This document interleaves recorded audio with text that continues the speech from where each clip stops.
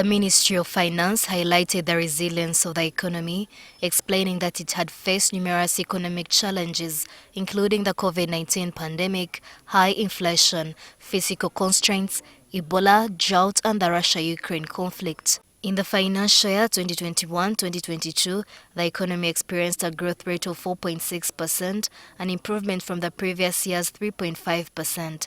Projections indicate that the economy is expected to grow further, reaching 5.5% by the end of the financial year 2022-2023, according to Ministry of Finance. Over the first quarter of this financial year, the economy grew by 7.5% compared to 2.7% in the same quarter of financial year 2021-2022.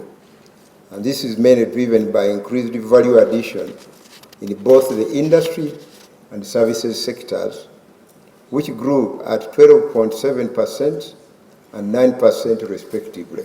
While acknowledging that prices remain high, State Minister of Finance Amos Lugoloobi pointed out a gradual decline as demonstrated by a decrease in annual headline inflation from 10.7% in October 2022 to 8.0% in April 2023.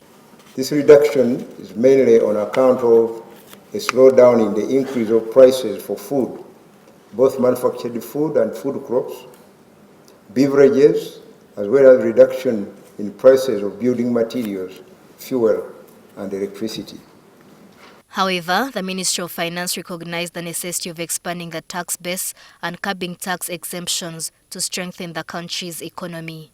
And remember that from the agricultural sector, we collect very little tax from that sector. It's a consumer of tax revenue, but little is collected from the agricultural sector. Why?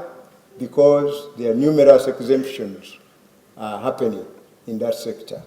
And the efforts to collect money through taxes in that sector have not been very fruitful. The chemical, most of the inputs used in agriculture are actually tax-free. State Minister Amos Lugoloobi highlighted the ongoing efforts to address the issue of tax exemptions. But there's a movement to address the issue of tax exemptions in all the areas, including VAT, excise duty.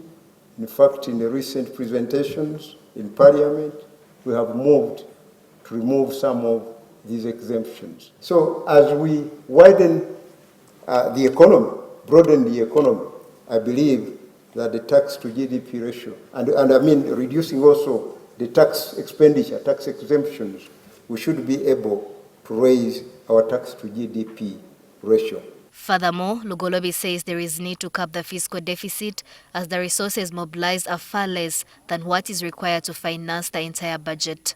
You recall that whereas we had a budget of 48 trillion this year, the same budget is increasing to over 52 trillion shillings, suggesting that the demands into the budget have gone higher than what we are able to handle.